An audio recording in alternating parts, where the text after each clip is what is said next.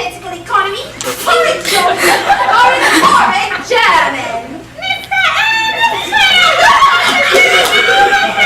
Station! Beware Francis Leggett with you! Mr. Ernest Worthing, before the old... Uncle Jack's brother! Did you tell him Mr. Worthing was in town? Yes, miss. Is he very much disappointed? I told him that you and Miss Prism were in the gardens. He seemed anxious to speak to you privately for a moment. Ask Mr. Worthing to come out here. I suppose you better speak to the housekeeper about a room for him. Yes, miss.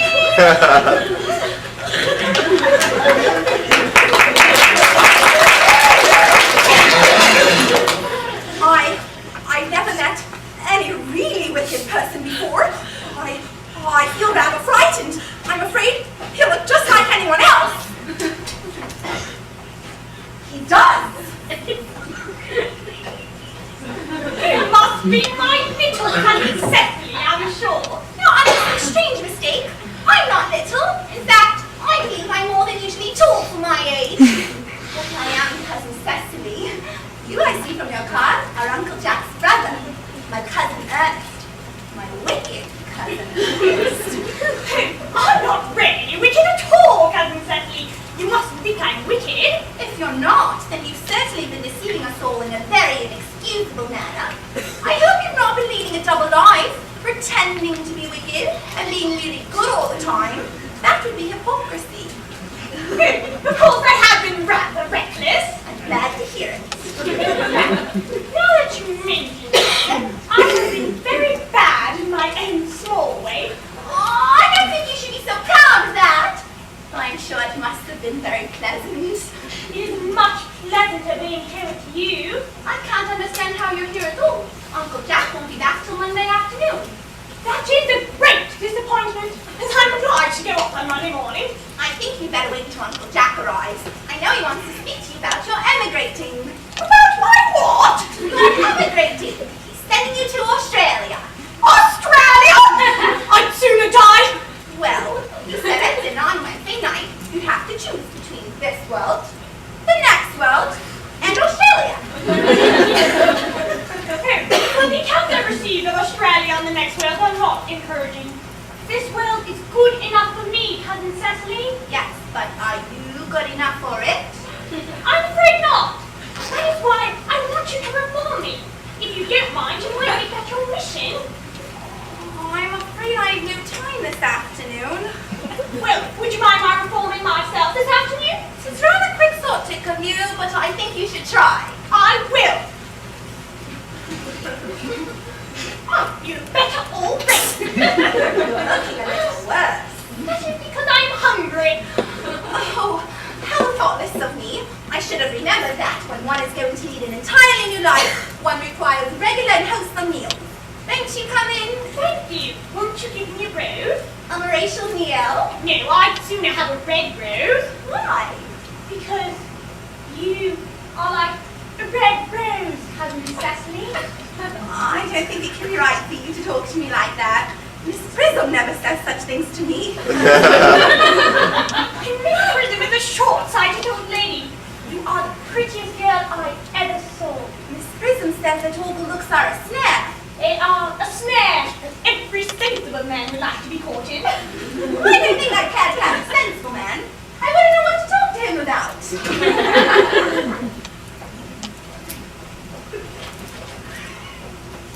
Where is Cecily?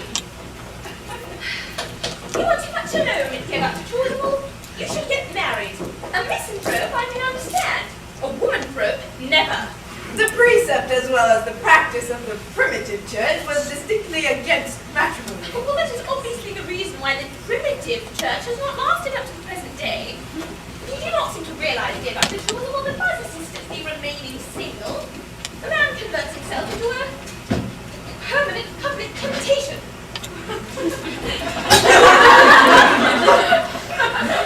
Men should be more careful. This very tendency leads weaker vessels astray. But is not a man equally attractive when married? No married man is ever attractive, except to his wife.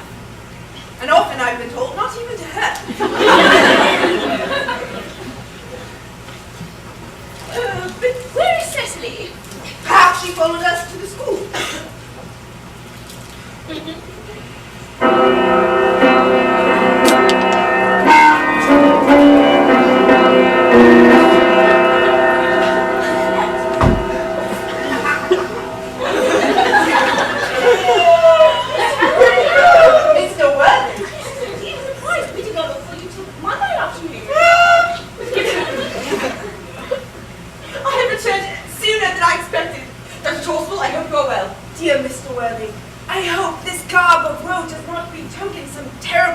calamity.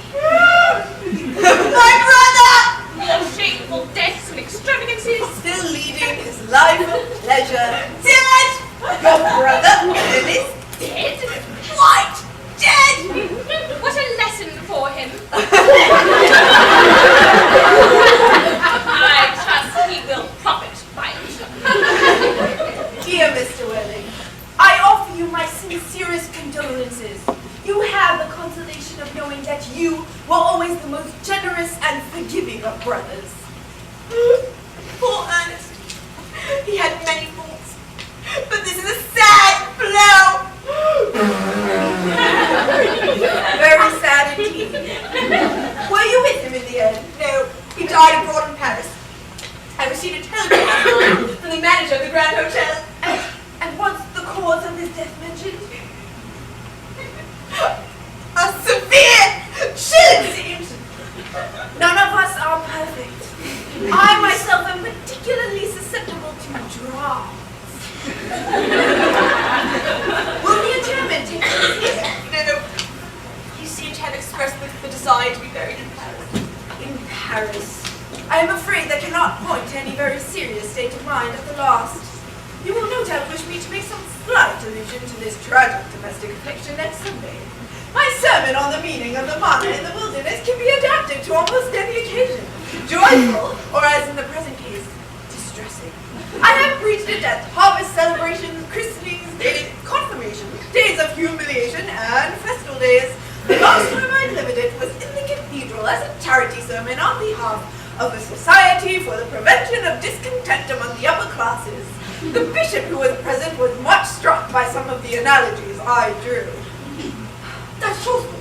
Did you mention christenings, I think? I suppose you know how to christen all right. I mean, of course, you are continually christening. It is, I regret to say, one of the rector's most constant duties in his parish. I have often spoken to the poorer classes on the subject, but they don't seem to know what throat is. No. But is there any particular infant in whom you are interested, Mr. Worthing? Your brother, I believe, was unmarried, was he not? Yes.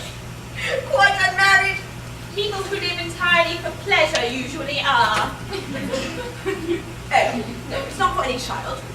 I would like to be christened myself this afternoon, if you have nothing better to do. But surely, Mr. Worthing, you have been christened already. I don't remember anything about it. Of course. It wouldn't bother you anyway. You don't think I'm a little too old now? Oh no, the sprinkling and indeed immersion of adults is a perfectly canonical practice. Immersion? You need have no apprehensions.